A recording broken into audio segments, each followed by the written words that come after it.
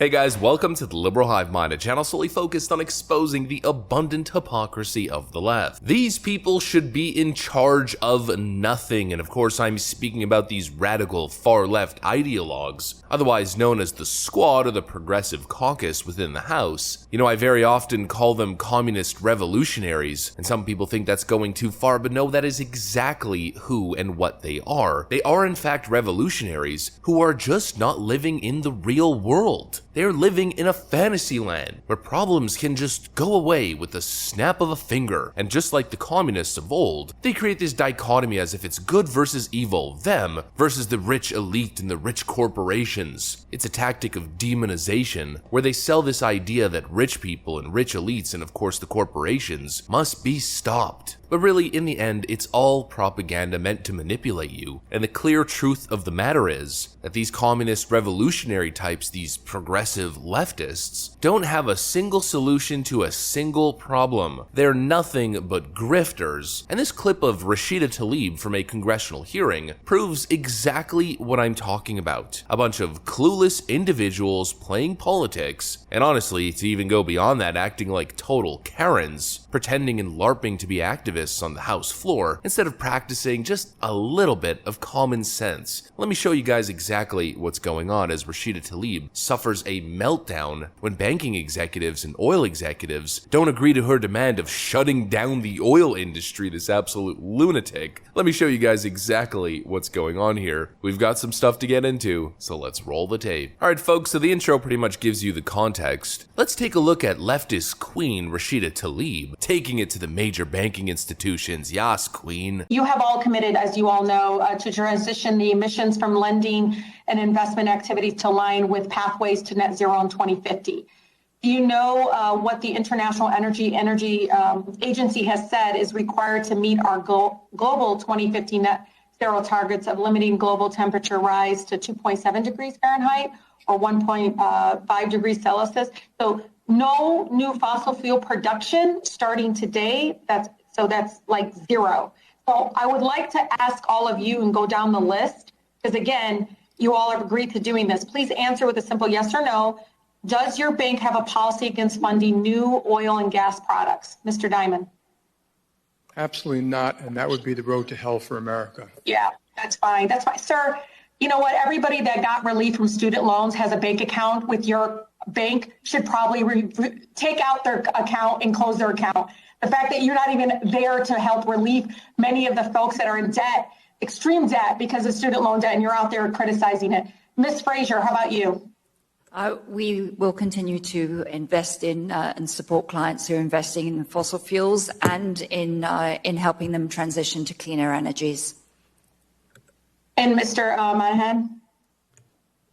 We are helping our clients make a transition, and that means we're lending to both oil and gas companies and to new energy companies and helping monitor their course towards the standards you're talking about.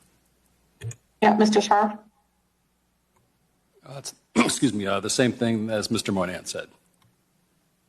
Yeah, I'm not going to ask you, Mr. Diamond, because you obviously don't care about working class people in frontline communities like ours that are facing huge amounts of high rates of asthma, respiratory issues, and so much more. Cancer rates are so high among my communities that I represent. So I'm not going to even ask you if you're committing to ending financing of new oil and gas projects.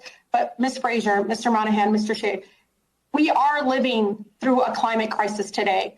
And a commitment to net zero requires a commitment to ending fossil fuel financing. It is important because I want you all to know at the end, we're going to pay the cost of the public health impact. These are people that you're supposed to be serving, the folks that you're supposed to be providing and supporting in communities. I just find this stuff so cringy. I mean, you have these half-witted individuals who get elected to office. These people who are clearly inexperienced, clearly uneducated. Rashida Tlaib is the poster child of this description. I mean, for Pete's sakes, she can't even pronounce the word Celsius. Or 1.5 degrees Celsius. A totally half-witted incompetent, if you ask me, coming into Congress with such an arrogant attitude, totally self-righteous, pretending as if she has the answers to everything, as if she knows everything, and acting like a total Karen when her intimidation tactic doesn't work in the process of grilling banking executives. Invoking the spirit of cancel culture. Will you commit to stop funding any new energy projects? Absolutely not. That's the road to hell, the individual responds, and of course a fuse instantly pops in her brain. Well, then maybe people should cancel their bank accounts with your bank. Oh lord, it's just so cringy. What are you doing? How is this a congressperson? I mean, just the sheer arrogance. To be sitting in a room with all of these executives of top financial institutions and to pretend like you're the smartest person in the room. I mean, you gotta be a special level of ignorant to be thinking this way and acting this way. These are individuals who climb to the top of the ladder in one of the most cutthroat industries. We're talking about people at the highest levels of competence. And Rashida Tlaib, just another dime a dozen left-wing ideologue, is actually sitting there having convinced herself that she's right and everybody else is wrong, that she sees the real picture that everyone else doesn't, and that these banking executives are actually just evil capitalists who want to destroy the planet for their gold doubloons. I mean, how stupid. I mean, they're literally sitting there telling you that they're funding initiatives. Rashida Tlaib, you are not the solution to this issue. Destroying industry, and thus of course creating more inflation and more poverty, doesn't solve the problem. Using capital to fund industry so that they continue to innovate and create more technology that brings us to a cleaner future is the solution. These people are literally giving you the answer. They're sitting down and they're saying,